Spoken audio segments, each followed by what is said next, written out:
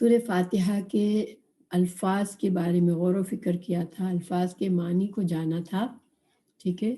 اب آج ہم انشاءاللہ اس کی آیات پر غور و فکر کریں گے اور اس سے مسائل جو نکلتے ہیں اس کے بارے میں بات چیت کریں گے۔ تو دیکھیں، سب سے پہلے سورہ فاتحہ جو ہے وہ اس کو یہ اعزاز حاصل ہے کہ اس سے قرآن کا آغاز کیا گیا۔ قرآن ایک عظیم کتاب ہے، اللہ سبحانہ تعالیٰ نے جتنی بھی کتابیں اتاری اس سب میں زیادہ قرآن کو عظمت دی گئی۔ تو اس عظیم کتاب کا آغاز کے لیے جس عظیم سورہ کو چوز کیا گیا، سورہ فاتحہ کی فضیلت میں حدیث بھی ہے کہ یہ قرآن کی سب سے عظیم سورت ہے۔ تو آخر کبھی آپ نے غور کیا کہ ان 7 آیات میں ایسی کیا بات ہے کہ اس کو قرآن کے آغاز کے لیے اس کا انتخاب کیا گیا؟ آخر ایسا کیوں ہے؟ ٹھیک ہے، ہم اس پر غور کرتے ہیں تھوڑا سا۔ سورہ فاتحہ جو ہے پورے قرآن کا خلاصہ ہے۔ علماء اس کو قرآن کا دیباچہ یعنی انٹروڈکشن بھی کہتے ہیں، قرآن کا خلاصہ بھی کہتے ہیں، قرآن کا مغز بھی کہتے ہیں۔ تو ایسا کیوں ہے؟ ٹھیک ہے، جب ہم کہتے ہیں الحمدو، اس آیت اس سورہ کا آغاز الحمدو سے ہوا ہے، اور الحمدو یعنی کہ تمام قسم کی تعریف، تمام قسم کا شکر جو ہے وہ صرف اور صرف اللہ کے لیے، یعنی اللہ ہی صحیح معنوں میں حقدار ہے ہمارے شکر کا۔ کیوں اللہ سبحانہ تعالیٰ ہی حقدار ہے تمام شکر کا؟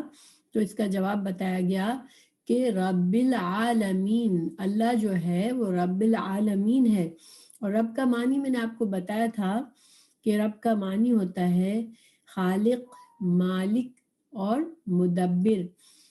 وہ اللہ جس نے پیدا کیا، اپنی مخلوق کو پیدا کیا اور پھر پیدا کر کے ایسے ہی نہیں چھوڑ دیا، ٹھیک ہے۔ ایک اس دنیا کا، اس کائنات کا ایک نظام چل رہا ہے، یہ ایک بہت بڑا کارخانہ ہے جس میں ہر چیز اپنا کام کر رہی ہے۔ دیکھیں، اگر سورج نکلتا ہے، روز سورج نکلتا ہے، روز غروب ہوتا ہے، زمین اپنے محور پر گردش کر رہی ہے، پھر ستارے ہیں، پھر چاند ہے، پھر کائنات ہوائیں چلتی ہیں، کہ ایک ایک چیز پر اگر ہم غور کریں تو ہر چیز جو ہے اس کو خاص ایسے ہی بنایا گیا ہے کہ وہ ہماری اس لائف کو سپورٹ کرے۔ تو یہ اللہ سبحانہ تعالیٰ نے اس کا ان باتوں کا ہمیں انکشاف کیا ہے۔ دیکھیں، بہت سی جگہ میں قرآن میں یہ چیزیں آئی ہیں غور و فکر کے لیے۔ سورہ ملک میں اللہ سبحانہ تعالیٰ نے فرمایا ہے هو الذی جعل لکم الارض ذلولا فامشوا فی مناکبها وکلوا من رزقہ، وہی تو ہے جس نے تمہاری زمین کو تابع کر رکھا ہے، یعنی زمین ہمارے تابع ہے، ہماری خدمت کر رہی ہے، ٹھیک ہے۔ تو چلو اس کی چھاتی پر اور کھاؤ خدا کا، اللہ کا رزق۔ اللہ سبحانہ تعالیٰ نے جو دوسری جگہ پر زمین کی اس خاصیت کو سورہ نبا میں بتایا، علم نجعل الارض مہادا، کیا ہم نے زمین کو تمہارے لیے فرش نہیں بنایا؟ لیکن اللہ سبحانہ تعالیٰ نے ہر چیز کو ویسا بنایا ہے ہمارے لیے پرفیکٹ، جیسے کہ ہماری زندگی کے لیے جو چیز جیسی ضروری ہے ویسا بنایا ہے اللہ نے۔ جب انسان غور کرتا ہے تو اس کو احساس ہوتا ہے کہ میرے مالک نے یہ اس کا ہمارا حساب ہوگا کبھی نہ کبھی، نعمتوں کا ایک جزا سزا ہونی ہے، ہمارے اچھے اعمال کے ہمیں بدلہ ملنا ہے، برے لوگوں کو برے اعمال کا اس کو سزا ملنی ہے۔ تو پھر مالک یوم الدین، تو وہ بات اس آیت میں بتا دی گئی کہ ہاں اس دن، یہ دن آئے گا جب ان تمام معاملات کا فیصلہ ہوگا، اور اس دن جزا سزا کا دن ہوگا۔ اس دن اللہ سبحانہ تعالیٰ کچھ لوگوں کو جنت نصیب کریں گے، کچھ لوگوں کو ان کے گناہوں کی وجہ سے سزا دی جائے گی۔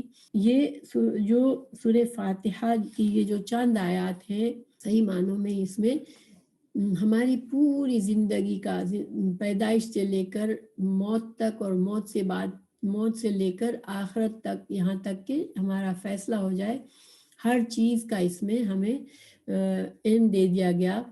تو اس وجہ سے یہ جو ہے اتنی پاورفل سورہ ہے، ٹھیک ہے۔ لیکن یہی نہیں، ابھی آگے کی آیات پر بھی ہم غور کریں گے انشاءاللہ۔ الحمدللہ رب العالمین الرحمن الرحیم مالک یوم الدین۔ تو یہاں تک جب ہم اگر بندے نے صحیح معنوں میں ان آیات کو سمجھا، ان پر غور کیا، تو اس کے دل میں اللہ سبحانہ تعالیٰ کی عظمت آئے گی، اللہ کا شکر آئے گا، اور وہ اپنے صحیح دل سے، تو انسان اس کی گہرائی سے، اپنے دل کی گہرائی سے اللہ کا شکر کرتا ہے۔ اس میں جب انسان وہ یہاں تک پہنچتا ہے مالک یوم الدین، تو پھر اس کو یہ احساس ہوتا ہے کہ مجھے اپنے مالک کے پاس اس دن جانا ہے اور اس کے سامنے کھڑا ہونا ہے، حساب دینا ہے۔ اس کو یہ پریشانی ہوتی ہے کہ پھر میں کیا کروں، میں کس طرح سے اپنے مالک کو راضی کروں، تو وہ ایک بے اختیار کیا اٹھتا ہے، ایاک نعبد و ایاک نستعین۔ دیکھیے آپ اگر غور کریں، ابھی تک جو بندے کو، حالانکہ میں نے کہا تھا کہ سورہ فاتحہ ایک دعا ہے، لیکن دیکھیں ابھی تک اللہ سبحانہ تعالیٰ نے یہ نہیں کہا کہ بندو قل الحمدللہ، اس طرح نہیں کہا کہ کہو اللہ کے لیے تمام تعریف ہے، ٹھیک ہے، یا بندے نے اس طرح نہیں کہا کہ اقول الحمدللہ، اللہ میں کہتا ہوں کہ تمام تعریف اللہ کے لیے، نہیں۔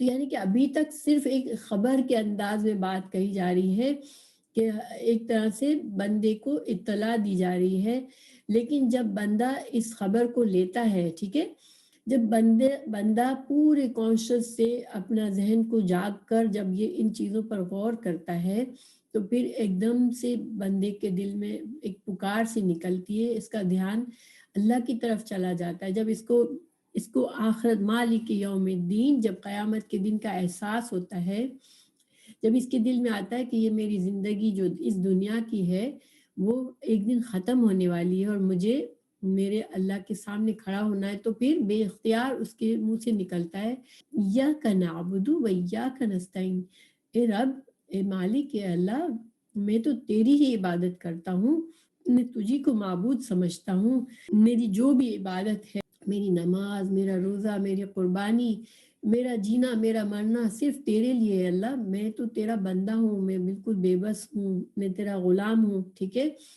تو آقا ہے۔ یہ سب ایاک نعبد میں ساری بات آ جاتی۔ جب ایاک نعبد میں بندہ خود بات کر رہا ہے اللہ سے، ٹھیک ہے، آپ کو اندازہ ہوا کہ شروع میں ایسا کچھ نہیں تھا، نہ اللہ سبحانہ تعالیٰ ہم سے ڈائریکٹ حکم دے رہے تھے، نہ بندہ اللہ سے کوئی ریکویسٹ کر رہا تھا، لیکن اب جو کہ شروع کی آیات پڑھ کے بندے کا ذہن جاگ گیا، اس کو ایک دم سے احساس ہوا کہ مجھے تو اللہ ہی کی عبادت کرنی ہے، اللہ کا پیار، اس کے دل میں اللہ کی رحمت دیکھ کر کہ اللہ نے اتنا کچھ کر دیا میرے لیے اپنی رحمت سے، تو وہ ایک دم سے پکار اٹھتا ہے، اللہ ایاک نعبد، یا اللہ ہم تو تیری ہی عبادت کرتے ہیں۔ اب ڈائریکٹ کلام ہو رہا ہے، ٹھیک ہے، اب جو ایسا ہے کہ جسے بندہ خود بات کر رہا ہے اپنے رب سے، جب بندہ جب یہ کہتا ہے تو ساتھ ہی اس کے ذہن میں یہ بات آتی ہے کہ میں اقرار تو کرتا ہوں کہ اللہ کا میں اللہ تیری عبادت اور تیری فرما برداری کا اقرار تو کرتا ہوں، لیکن میں بہت کمزور ہوں، مجھے تیری مدد چاہیے۔ تو کہتا ہے ایاک نستعین اہدنا الصراط المستقیم۔ اب بندے کے دل میں یہ احساس ہوتا ہے کہ مجھے کوئی راستہ دکھائے اللہ، مجھے طریقہ بتائے جس کے ذریعے میں اللہ کو راضی کر لوں اور اپنا مقصد کو پالوں۔ تو پھر اہدنا الصراط المستقیم، اور پھر وہ کون سا راستہ ہے جو انبیاء نے آ کر دکھایا، وہ لوگ جو اللہ کے فرما بردار تھے، جو اللہ کے انبیاء تھے، جو صدیقین تھے، جو صالحین تھے، تو ان لوگوں کا راستہ اللہ مجھے، ان شہداء کا راستہ دکھا دے۔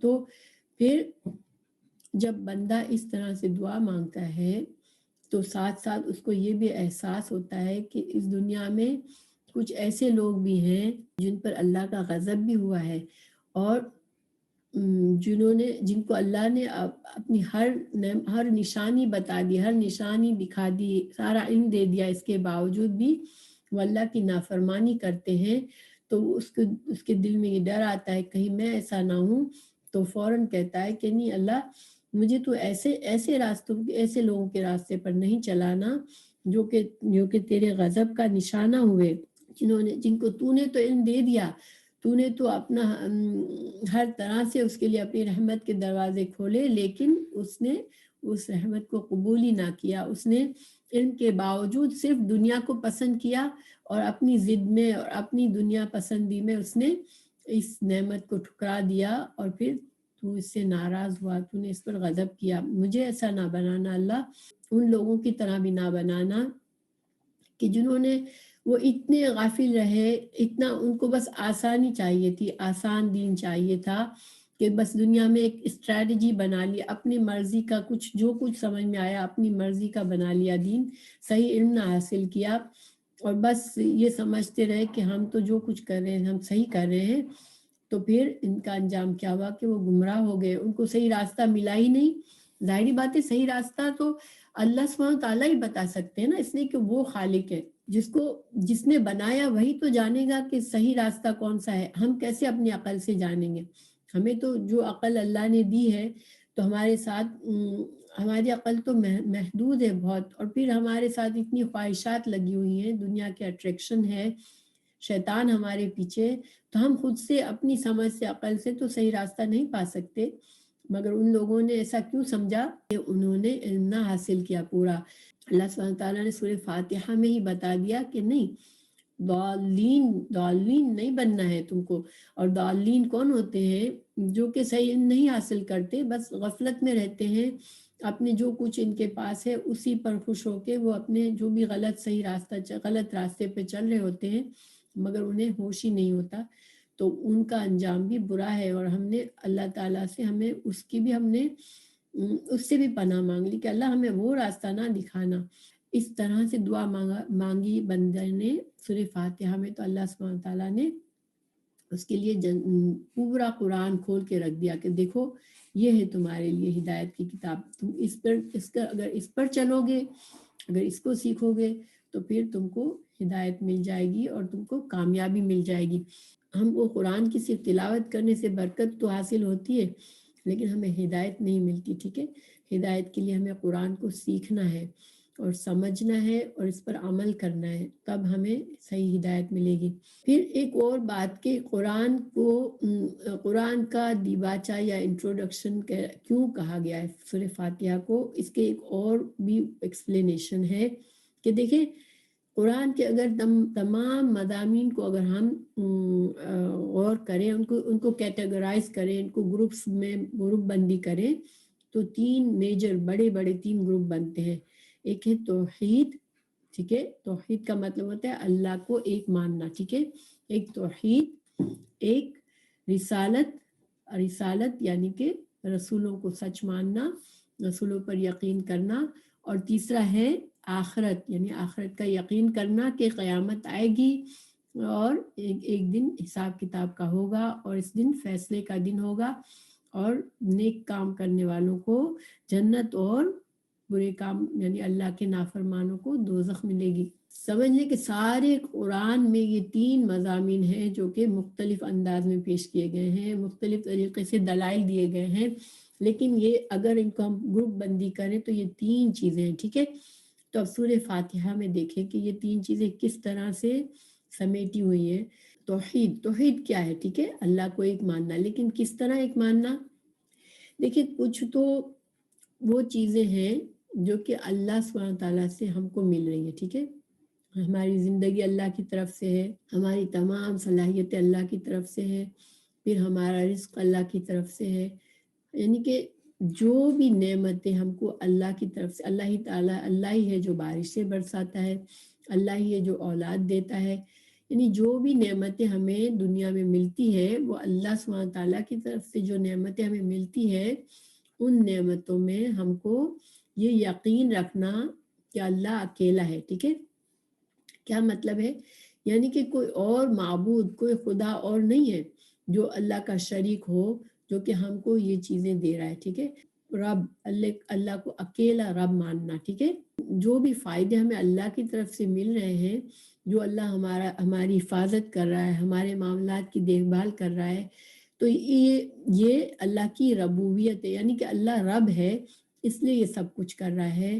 تو اللہ کو رب ہونے میں اکیلا ماننا. ٹھیک ہے، ایک تو یہ ہے اللہ سبحانہ تعالیٰ کے، چونکہ اللہ ہی ہمارا رب ہے اور ہم اس کی عبادت کرتے ہیں، ہم نمازیں پڑھتے ہیں، ہم قربانی دیتے ہیں، صدقہ کرتے ہیں، نیک کام کرتے ہیں، بندے کی طرف سے اللہ کے جو بھی حق ادا ہو رہے ہیں. ٹھیک ہے، یہ اللہ کا حق ہے کہ ہم اللہ کے لیے نماز پڑھیں، یہ اللہ کا حق ہے کہ ہم اللہ کے لیے روزہ رکھیں، یہ اللہ کا حق ہے کہ ہم نیک کام کریں۔ تو بندہ کبھی بھی اللہ کے حق پورے تو نہیں کر سکتا، لیکن بندے کا یہ فرض ہے کہ وہ اپنی پوری کوشش کرے کہ اللہ کے ان حقوق کو، جو فرائض کی شکل میں، جو نفلوں کی شکل میں، جو سنت کی شکل، یعنی کہ جس طرح بھی اللہ سبحانہ تعالیٰ نے جو بھی احکامات ہم کو دیے ہیں ان کو پورا کرنا یہ اللہ کا ہم پر حق ہے، ٹھیک ہے۔ اللہ کے احکامات کو پورا کرنا یہ بندے کے اوپر اللہ کا حق ہے۔ اللہ کا حق پورا کرنے میں، یعنی کہ اللہ کو اکیلا معبود ماننے میں، اللہ اکیلا ہے، یعنی ہمارا کوئی اور اللہ کے سوا کوئی اور معبود نہیں ہے۔ ہم کوئی بھی نیک کام کرتے ہیں تو صرف اللہ کی خاطر کرتے ہیں، ٹھیک ہے۔ تو یہ توحید کا ایک اور جز ہے۔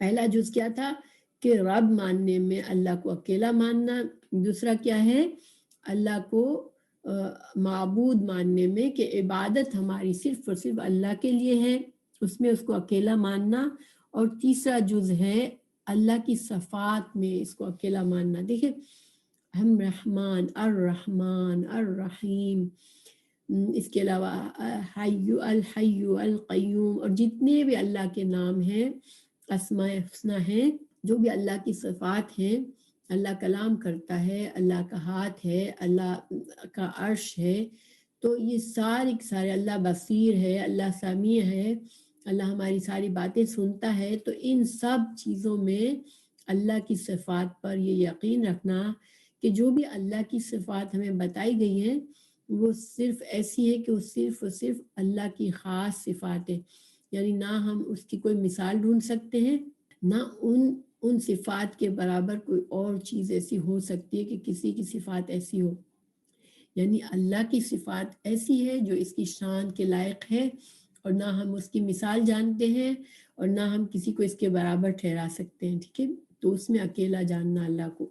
تو یہ توحید جو ہے، دیکھیں سورہ فاتحہ میں تینوں قسم کی یہ توحید کا ذکر آ گیا۔ رب کہہ کر، رب العالمین کہہ کے اللہ کے رب ہونے میں اللہ کی توحید آ گئی۔ پھر ایاک نعبد، جب بندے نے کہا تو معبود ماننے میں کہ میں حق ادا کرتا ہوں، اللہ تیری عبادت کا حق ادا کرنے کی کوشش کرتا ہوں، تجھ کو معبود مانتا ہوں۔ تو معبود ماننے میں اکیلا کا اعتراف بندہ کرتا ہے، تو یہ توحید بھی آ گئی۔ پھر الرحمن الرحیم، اللہ کی جو دو عظیم ترین صفات ہیں الرحمن الرحیم، اس میں ہم نے اللہ کو اکیلا مانا کہ نہ کوئی اللہ کی طرح رحمان ہے، نہ اللہ کی طرح رحیم ہے۔ اللہ ایسے ہی رحمان ہے جیسی اس کی شان ہے، اور اللہ ایسا ہی رحیم ہے جو اس کی شان کے لائق ہے۔ تو یہ توحید جو ہے اس کا مضمون سورہ فاتحہ میں ایک سمجھ لے کہ سارے قرآن کا جو نچوڑ ہے نا توحید کے مضمون کا، وہ سارا ان 3 آیات میں ہے، ٹھیک ہے۔ پھر رسالت کا کہاں ہے؟ رسالت سے پہلے ہم آخرت کی بات کر لیتے ہیں، ٹھیک ہے۔ آخرت کا ہے مالک یوم الدین میں، آخرت پر یقین رکھنا یہ اسلام کا ایک حصہ ہے۔ جب ہم مالک یوم الدین کہتے ہیں تو اس کا مطلب ہے کہ ہم جانتے ہیں کہ آخرت کا ایک دن ہے جس میں کوئی بھی، کسی کا بھی کوئی حق، کوئی بھی رائٹ نہیں ہوگا۔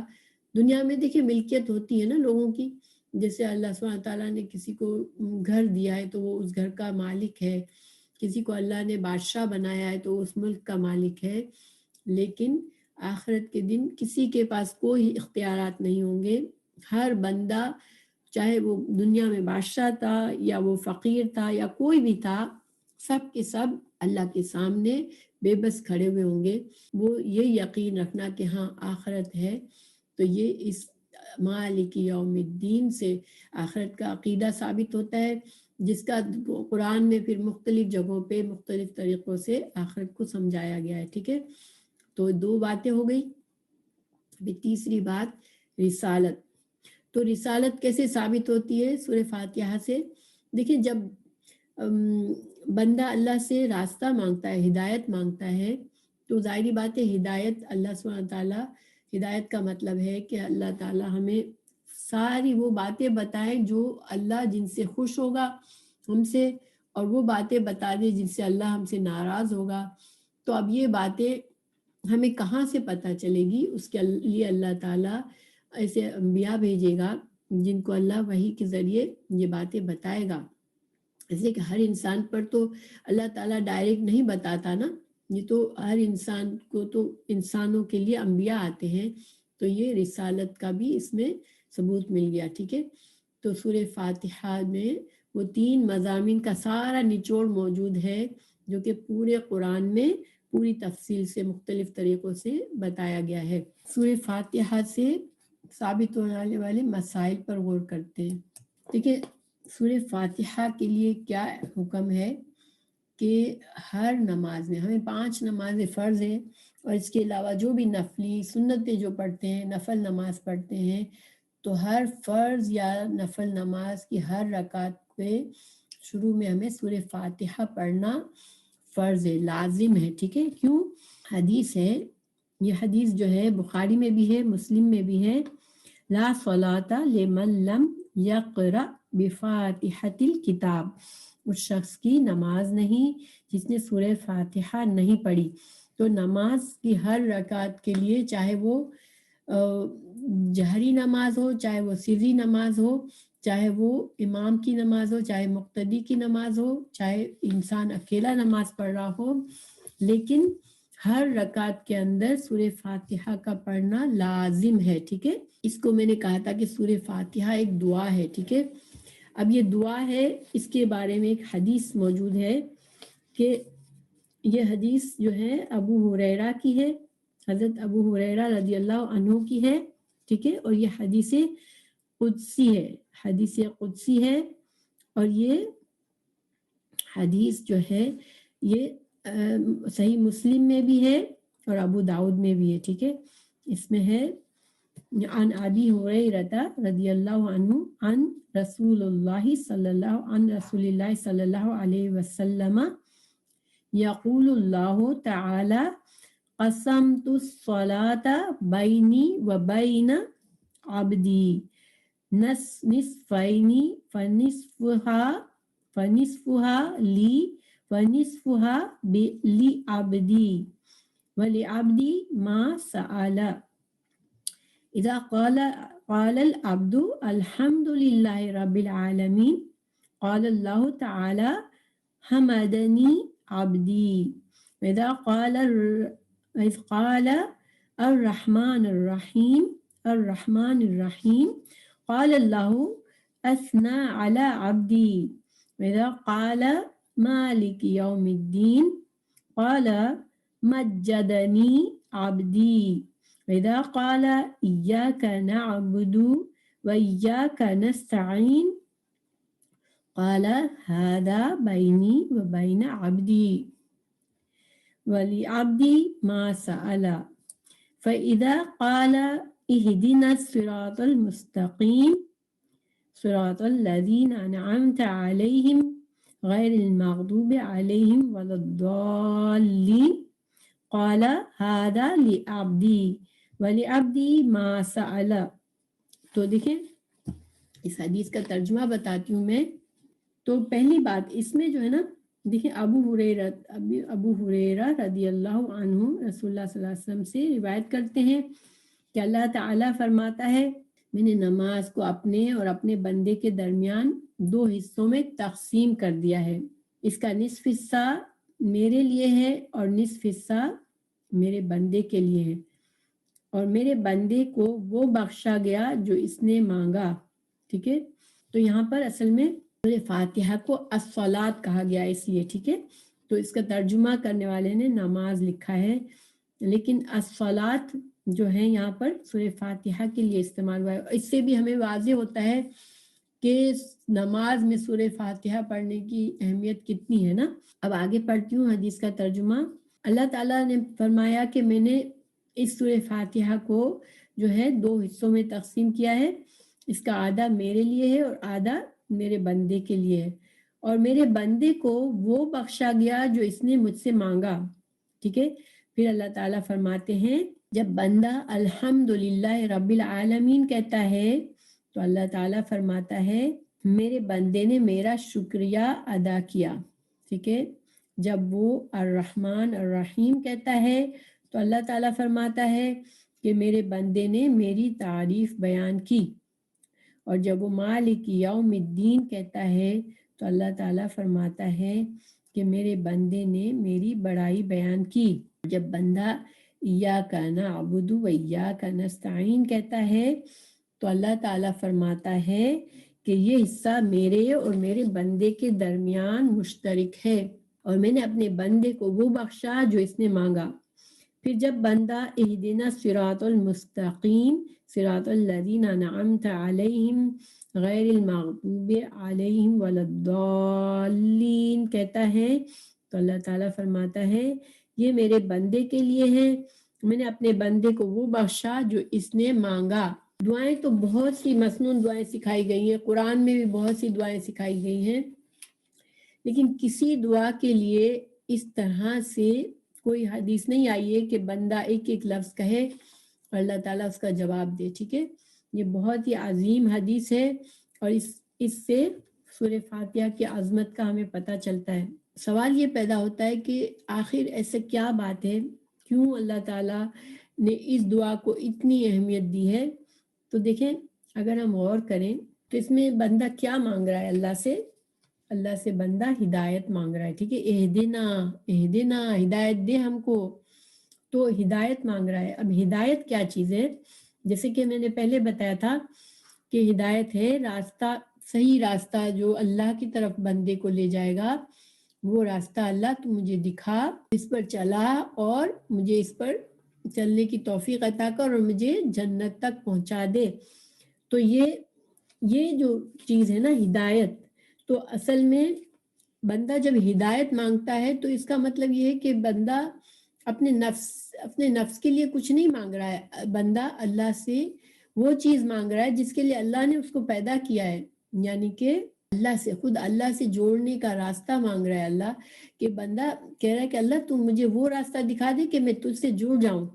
تو یہ اللہ کی محبت بندے کے دل میں ہے اور بندہ چاہتا ہے کہ وہ اللہ سے جڑ جائے. تو یہ ایسی دعا ہے کہ اللہ تعالیٰ نے اسی لیے تو بندے کو پیدا کیا ہے کہ یہی تو اللہ نے بندے کا مقصد بنایا ہے کہ بندہ دنیا میں چونکہ ہمیں اختیار دیا گیا ہے، ہم چاہیں تو اللہ سے جڑیں چاہیں تو نہ جڑیں. تو لیکن اگر ہم جڑ جائیں گے اپنی خواہش سے، اپنی مرضی سے، اپنے اختیار سے، تو یہی ہماری زندگی کا مقصد ہے.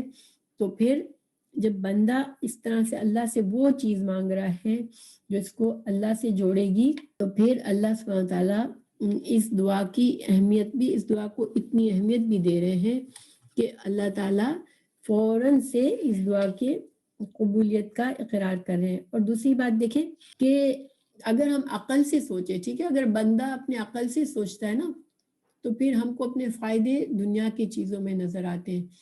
یعنی کہ ہم سب انسان کو اتنی سمجھ اللہ نے دی ہے کہ انسان کو پتہ ہے کہ میرا کیا فائدہ ہے دنیا میں، تو وہ اپنے فائدوں کے لیے مسلسل اسٹرگل کرتا ہے. لیکن انسان کی عقل سے یہ جو راستہ اللہ تک پہنچانے والا راستہ ہے وہ انسان کی عقل سے نہیں مل سکتا ہے نا. کیوں نہیں مل سکتا؟ اس لیے کہ یہ راستہ تو مشکل بھی ہے، اس میں ہمارے نفس کے لیے بہت آسانی نہیں ہے. انسان کا نفس تو آسانی چاہتا ہے، آرام چاہتا ہے، لیکن یہ راستہ جو ہے تھوڑا مشکلات والا ہے. آپ کو پتہ ہے کہ جنت کا راستہ جو ہے وہ مشکلات سے چھپا ہوا ہے. جب جنت کو دکھایا گیا حضرت جبرائیل علیہ السلام کو، تو انہوں نے کہا کہ اللہ یہ تو ایسی جگہ ہے کہ ہر بندہ چاہے گا کہ اس میں جائے، لیکن پھر جب اس کا راستہ دکھایا گیا یہ راستہ بہت مشکل تھا، بہت مشکلات میں ڈھکا ہوا تھا. لیکن جب جہنم دکھائی گئی تو حضرت جبرائیل نے کہا کہ یہ تو ایسی جگہ ہے کہ یہاں پر کوئی بھی نہیں جانا چاہے گا. لیکن جب اس کا راستہ دکھایا گیا تو پھر وہ راستہ اتنا آسان اور اتنا اٹریکٹیو تھا کہ ہر بندہ اس راستے پر چلنے کے لیے دنیا میں جدوجہد کرتا ہے، کوشش کرتا ہے. اسی وجہ سے انسان اپنی عقل سے سیدھے راستے کو نہیں ڈھونڈ سکتا. ٹھیک ہے، یہ تو ثابت ہے کہ انسان صرف اپنی عقل کے ذریعے نہیں بلکہ اللہ کا محتاج ہے کہ اللہ ہی رہنمائی کرے اور اللہ ہی توفیق دے کہ ہم اس پر قائم ہو جائے. تو اس وجہ سے ہمیں اس راستے کے لیے اصل میں دعا کی ضرورت ہے. باقی چیزوں کے لیے دیکھیں انسان کو اللہ نے پیدا کیا ہے نا، تو اللہ تعالیٰ رزق تو دیتا ہی ہے، ہم دعا مانگیں گے تب بھی ملے گا۔ دیکھیں کافر دعا نہیں مانگتے، اللہ کے ناشکرے بندے نہیں مانگتے، وہ سمجھتے ہیں کہ جو کچھ بھی میں کما رہا ہوں میں اپنی محنت سے کما رہا ہوں، لیکن پھر بھی اللہ دیتا ہے نا ان کو۔ تو دنیا میں تو اللہ نے رزق جس کو لکھ دیا اس کو دے دے گا، ٹھیک ہے، چاہے وہ بندہ اللہ کا فرمانبردار بنے، اللہ سے مانگے چاہے نہ مانگے۔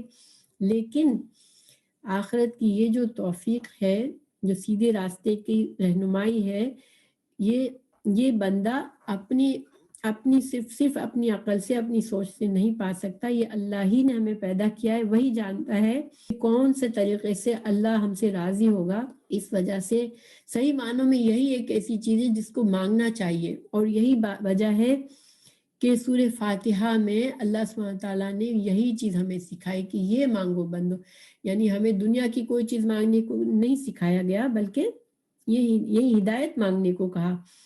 تو حالانکہ قرآن میں اور جگہوں پر ہمیں دنیا کی بھی دعوت، دنیا کی بھی چیزیں مانگنے کی دعا سکھائی گئی ہے، ربنا آتنا فی الدنیا حسنۃ وفی الآخرۃ حسنۃ وقنا عذاب النار۔ لیکن سورہ فاتحہ میں ہمیں وہ چیز مانگنے کو سکھائی گئی جو کہ ہماری عقل سے ہم نہ اسے پا سکتے ہیں، نہ ہم اس پر قائم رہ سکتے ہیں، نہ ہم کامیاب ہو سکتے ہیں۔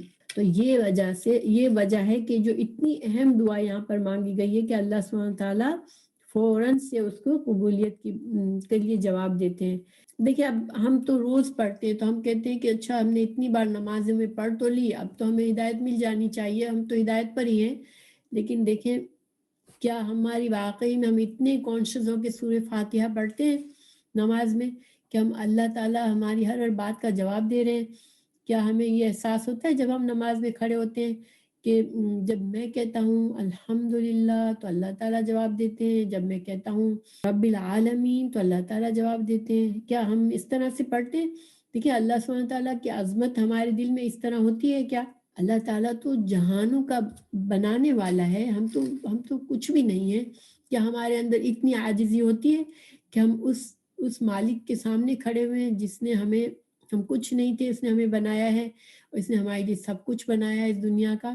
نہیں، ہم تو بس پڑھ رہے ہوتے ہیں، ہمارا ذہن کہاں جا رہا ہوتا ہے، بس ایک فرض ادا کر رہے ہوتے ہیں۔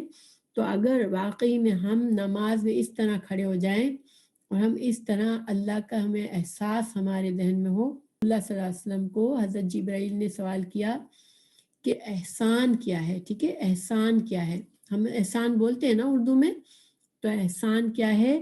تو اس کا جواب یہ بتایا رسول اللہ صلی اللہ علیہ وسلم نے کہ اللہ کی ایسے عبادت کرے بندہ گویا وہ اللہ کو دیکھ رہا ہے، ٹھیک ہے۔ اور یہ جو ہے نا نماز احسان کے درجے کی ہے کہ بندہ اللہ کے سامنے کھڑا ہے اور اللہ کو دیکھ رہا ہے اور ایک ایک لفظ بول رہا ہے، ٹھیک ہے۔ اور اگر یہ بھی نہ کر سکے بندہ تو پھر کم از کم یہ کرے کہ یہ احساس طاری رکھے اپنے دل پر کہ اللہ مجھے دیکھ رہا ہے، ٹھیک ہے۔ مگر کیا ہمارے دل میں یہ دو باتیں ہوتی ہیں؟ ہماری نماز کیا احسان کے درجے پہ ہوتی ہے؟ یہ دو وجوہات میں نے بتائی۔ اللہ تعالیٰ سے وہ چیز مانگی جا رہی ہے جو صحیح معنوں میں مانگنی چاہیے، جو کہ ہم اپنی عقل سے نہیں حاصل کر سکتے۔ دعا کا ایک طریقہ ہوتا ہے، ٹھیک ہے۔ ہم دنیا میں بھی دیکھیں اگر ہم کسی بڑے سے کوئی چیز مانگنا چاہتے ہیں تو ہم کیسے کرتے ہیں؟ ہم اس کی پہلے تعریف کرتے ہیں، کوئی ایسی بات کہتے ہیں جو اس کو دل کو اچھی لگے، پھر ہم اس سے وہ چیز مانگتے ہیں، ٹھیک ہے۔ تو دعا کا بھی ہمیں وہ طریقہ سکھایا گیا ہے کہ اللہ سبحانہ تعالیٰ سے پہلے اللہ کی حمد و ثنا کرو، پھر رسول اللہ صلی اللہ علیہ وسلم پر درود بھیجو، پھر دعا مانگو، رائٹ۔ تو یہاں پر سورہ فاتحہ میں اصل میں ہمیں دعا کا طریقہ بھی سکھایا گیا کہ پہلے ہم نے اللہ کی تعریف کی، ہم نے کہا الحمدللہ رب العالمین الرحمن الرحیم مالک یوم الدین۔ تو ہم نے یہ تمام آیات میں اللہ کی تعریف کی، جس کا اللہ تعالیٰ ایک ایک تعریف پر جواب دے رہا ہے ہمیں کہ میرے بندے نے میری بڑائی بیان کی، میرے بندے نے میری تعریف کی، میرے بندے نے میری بزرگی بیان کی۔ ہم نے اللہ کی تعریف کی، پھر ہم نے کہا کہ ایاک نعبد، تو دعا کی قبولیت کے لیے کچھ شرائط ہوتی ہے۔ پہلی شرط یہ ہوتی ہے کہ اللہ کی حمد و ثنا کے ساتھ دعا کی جائے، جو کہ سورہ فاتحہ میں ہم نے ایسے ہی کیا۔ پھر دعا کے لیے دوسری کنڈیشن یہ ہوتی ہے، یعنی کنڈیشن تو نہیں لیکن دعا کی قبولیت کا ایک ذریعہ ہوتا ہے، اگر ہمیں یہ ہے کہ بہت زیادہ ہمارے دل میں کہ اللہ ہماری بس یہ دعا قبول ہی کر لے، تو ہم ایک اور طریقہ استعمال کر سکتے ہیں کہ ہم اللہ تعالیٰ کے لیے ہم نے کوئی خاص نیکی کی ہو، جو ہمیں پتا ہو کہ یہ نیکی، یہ کام جو میں نے صرف اللہ کو خوش کرنے کے لیے کیا ہے، تو اس کام کو ذہن میں لائیں کہ دیکھو یہ کام میں نے خالص اور خالص اللہ کی خوشی کے لیے کیا تھا. پھر ہم اللہ سے کہیں اللہ یہ کام تو میں نے صرف تیری رضا کے لیے کیا ہے، تو اس کام کے وسیلے سے، میرے اس کام کی اس نیکی کی وجہ سے تو میری دعا قبول کر لے. تو پھر دعا قبول ہوتی ہے. اور اس کا ثبوت بھی ہے، حدیث ایک موجود ہے، یہ بنی اسرائیل کا ایک واقعہ ہے کہ جس میں 3 آدمی غار میں پھنس گئے تھے، کسی طرح وہ باہر نہیں نکل پا رہے تھے. پتھر، بڑا سا پتھر لڑک کر ان کے غار کا منہ بند کر دیا تھا. پھر ان تینوں آدمیوں نے اپنی ایک خالص نیکی جو اللہ کے لیے کی تھی اس کے حوالے سے دعا مانگی تو وہ پتھر ہٹ گیا. یعنی کہ دعا کے جو دو طریقے ہیں دعا کے جس سے دعا قبول ہوتی ہے، وہ اس میں بتائے گئے ہمیں. ایک اللہ کی حمد و ثنا، پھر دوسرا بندہ اپنے نیک عمل کا حوالہ دے. تو جب ہم کہتے ہیں اللہ ایاک نعبد، تو یہ ہماری ایک نیک عمل ہے، یعنی کہ ہم اللہ سے یہ عاجزی کے ساتھ ہم یہ اعتراف کرتے ہیں کہ اللہ میں تیرا فرما بردار بننا چاہتا ہوں، میں تو صرف تجھے خوش کرنا چاہتا ہوں. تو پھر اللہ تعالیٰ ہماری دعا قبول کرتے ہیں. اور پھر شکر گزاری، اس میں ہمیں سورہ فاتحہ میں اللہ کی شکر گزاری بھی ہمارے لیے سکھائی گئی ہے. ہمیں جب ہم کہتے ہیں الحمدللہ، تو گویا ہم اللہ کا شکر ادا کر رہے ہیں. تو اللہ تعالیٰ کا یہ دستور ہے، اللہ تعالیٰ نے قرآن میں بھی یہ بات کہی ہے کہ جب بندہ میرا شکر کرے گا تو میں اپنی نعمتیں اس پر بڑھا دوں گا. یہ کہاں بتایا ہے؟ سورہ ابراہیم میں آیت نمبر 7، لَإِن شَكَرْتُمْ لَأَزِيدَنَّكُمْ، اگر تم میرا شکر کرو گے، اگر تم میرے شکر گزار بنو گے تو میں تمہارے لیے اپنی نعمتوں میں اضافہ کرتا رہوں گا. تو پھر یہ ساری باتیں جو کہ سورہ فاتحہ میں موجود ہے، تو اس لیے اس دعا کو اتنا پاورفل بنا دیا گیا کہ جب بندہ صحیح معنوں میں اپنے پورے اخلاص کے ساتھ اس دعا کو پڑھتا ہے تو اللہ تعالیٰ اس کی دعا کو قبول فرماتے ہیں.